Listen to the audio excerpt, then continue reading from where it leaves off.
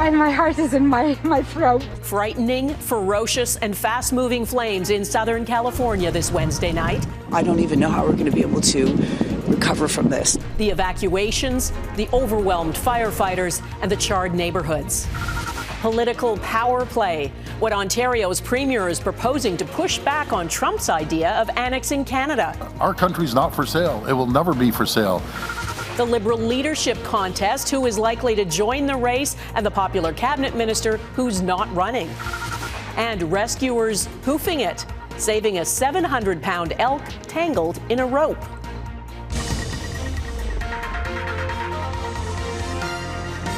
Global National with Donna Friesen.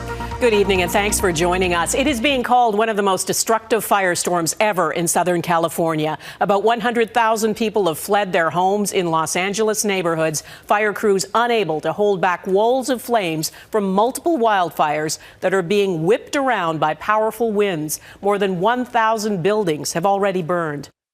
It is like driving through hell. Look at this. Beyond comprehension.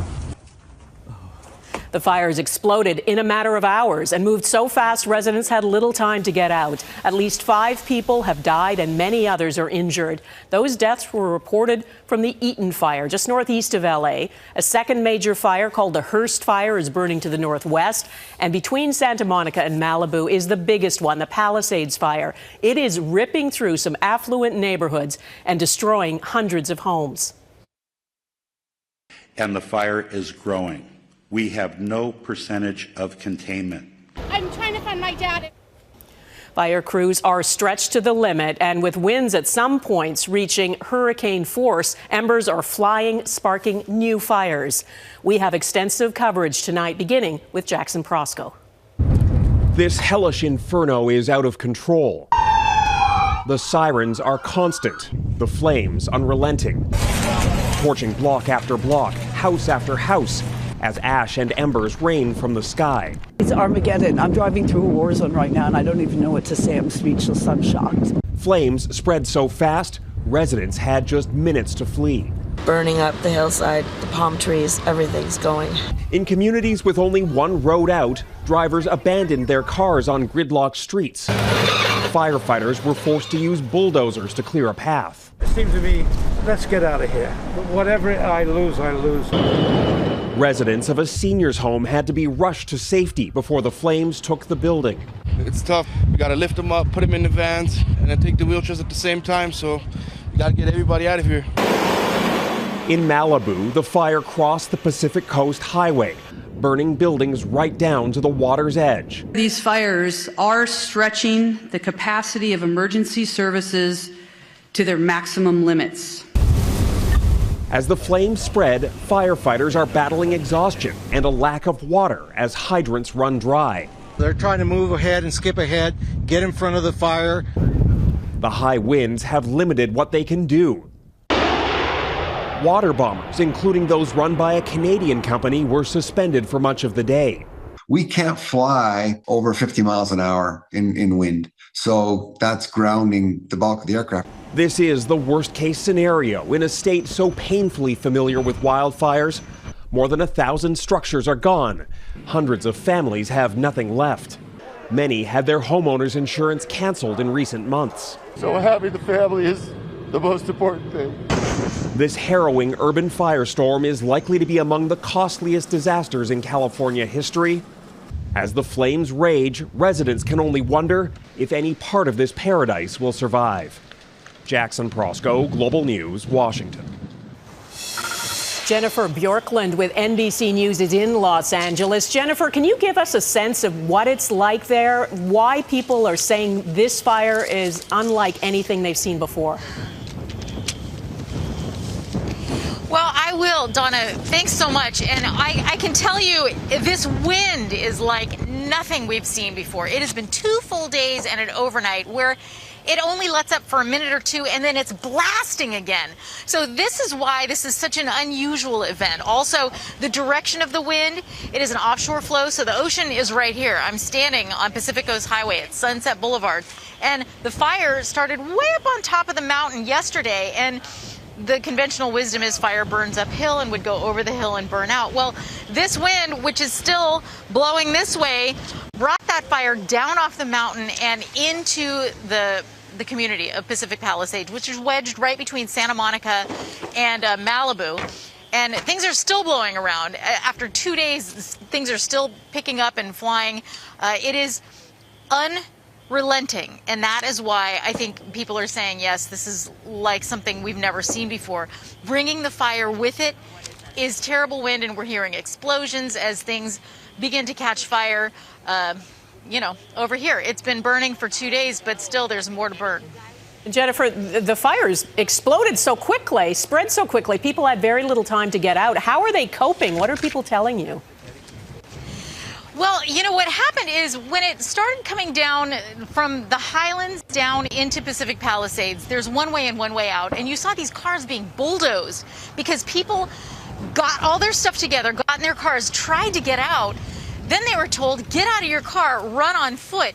Then all those cars were in the way of fire equipment. So those people are now stranded with their stuff, nowhere to go, and their cars bulldozed. So very difficult situation for those folks and tens of thousands others who are evacuated and now looking for a place to stay and a place to live now that their homes are gone. Yeah, and no relief in sight. Jennifer Bjorklund in Los Angeles tonight. Thank you. With me now is Global News meteorologist Christy Gordon. Christy, wildfires are not new to Southern California, nor are the Santa Ana winds. Help us understand why these fires are so bad this year and whether there's any sign of rain or of the winds dying down.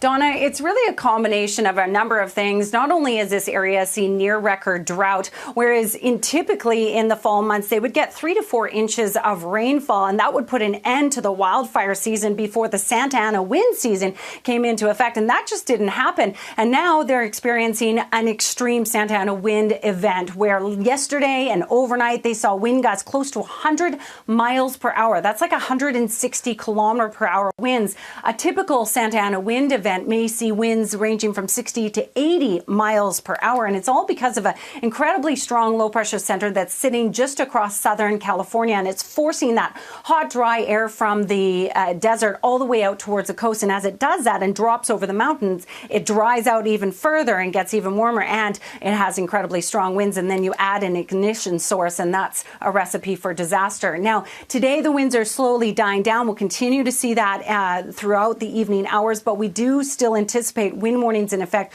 right through the evening. Tomorrow, though, a more substantial drop in those winds with some relief. But in terms of rainfall, we have no significant rain in the forecast. As far as we can see, it looks like right through next week, nothing substantial for California until potentially next Friday. And that's a long way away. Donna, it sure is. Global News meteorologist Christy Gordon, thank you.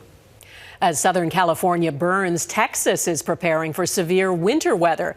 Frigid temperatures along with snow, sleet and freezing rain are forecast, and the governor has already activated emergency response measures. As of this morning, more than 345 warming centers have been opened by local officials across the state.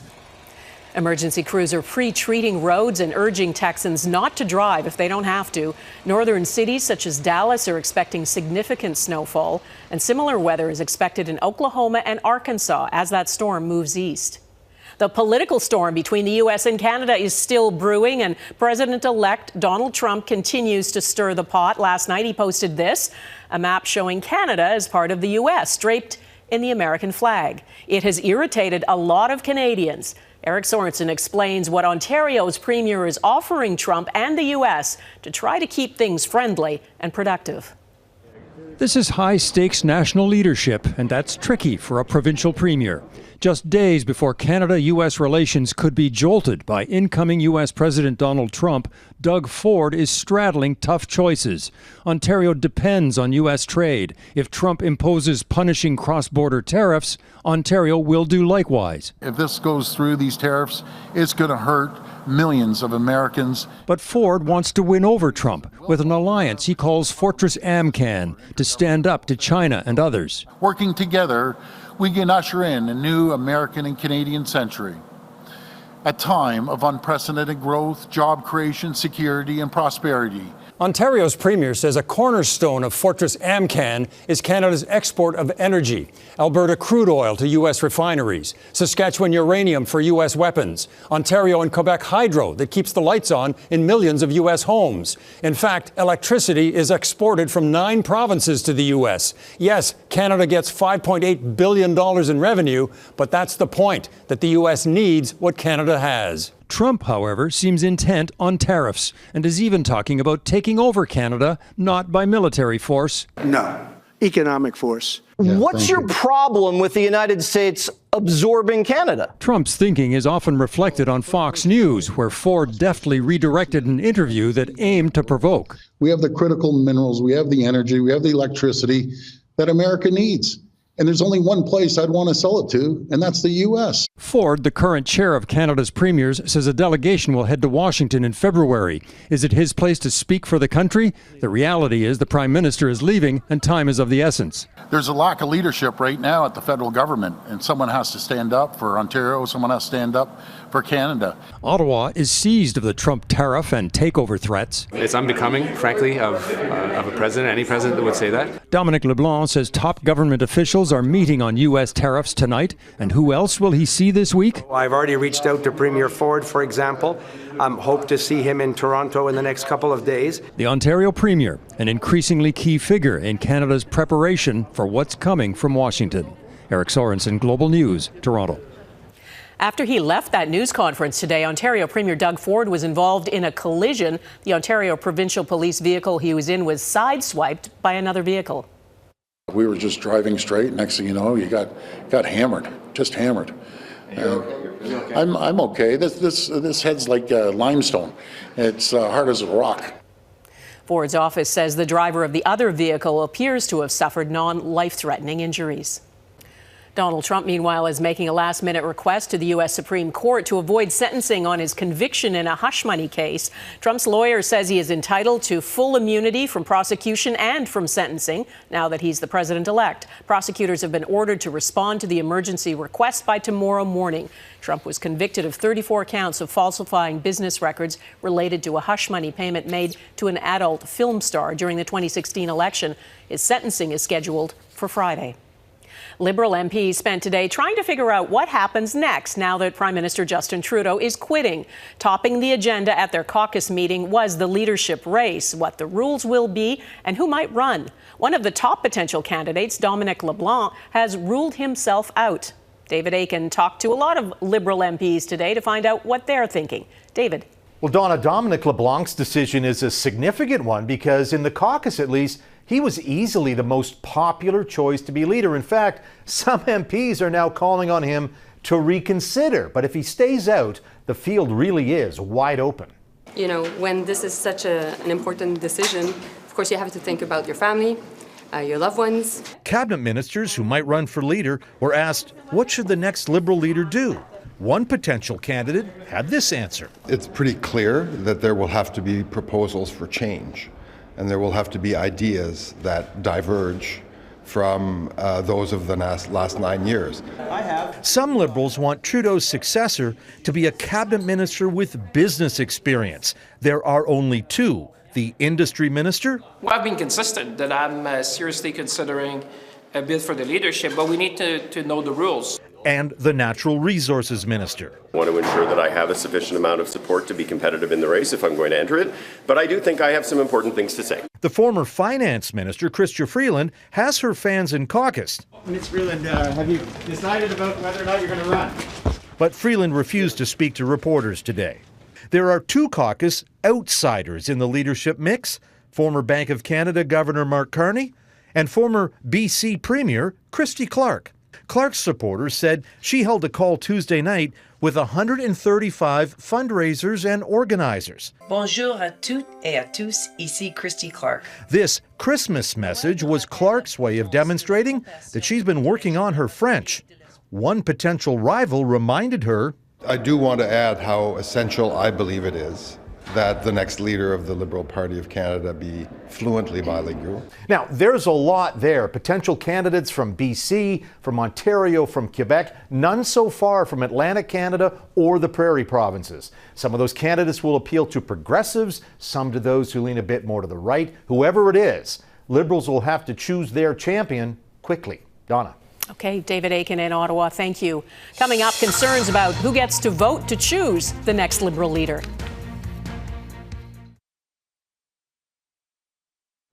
The federal Liberal Party has a lot of things to figure out fast. The clock is ticking to choose a new leader to replace Justin Trudeau before an election is called. It will be the first federal leadership race since an inquiry highlighted concerns about foreign interference. As Mackenzie Gray explains, a growing number of Liberal MPs want their party to tighten up the rules. It was a meeting that was scheduled to push out Justin Trudeau. That transformed into a talk about how the next Prime Minister should be picked. We're not just electing a leader of a national party, we're electing what would be the Prime Minister. The chief concern for many MPs who can sign up to vote in the leadership race.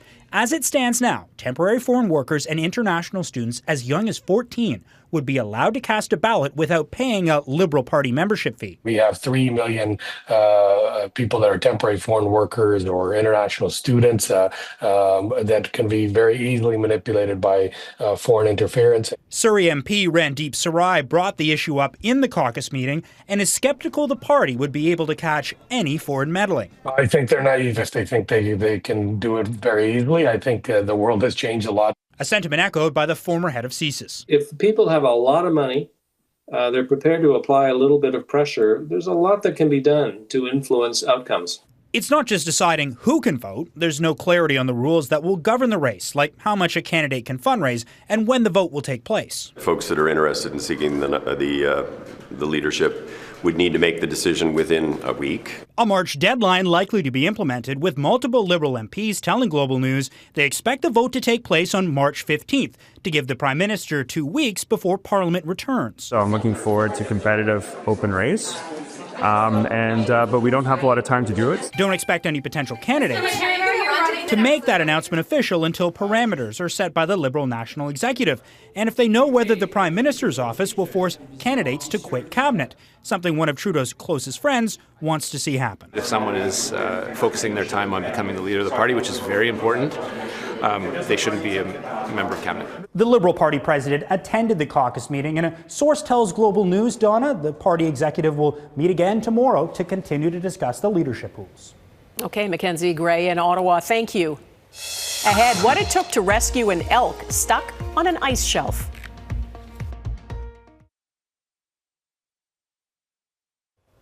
Israeli forces have recovered the body of a hostage in Gaza. The 53-year-old was abducted by Hamas on October 7, 2023. The IDF says his body was found in a tunnel, along with evidence suggesting his son was also killed. It's not known how he died.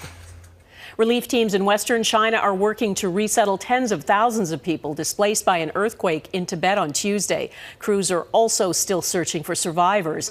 That powerful quake struck a city that Tibetan Buddhists consider holy, killing more than 120 people and injuring close to 200. State media says more than 46,000 people have been relocated. Tents, blankets, and other items are being delivered to those without shelter as temperatures plunge well below zero.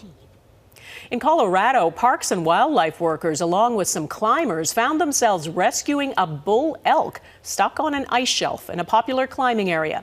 A group of ice climbers came across the distressed animal on Friday morning, tangled in a rope. The elk was tranquilized and its head covered with a ski mask to protect its eyes during the rescue. The team then cut the rope from its antlers, and then they had to lower the 700-pound animal down the climbing wall. Somehow it all worked out and the elk was able to come down safely off the ledge. Reflecting on loss next, the message from families 5 years after the downing of Flight 752 in Iran.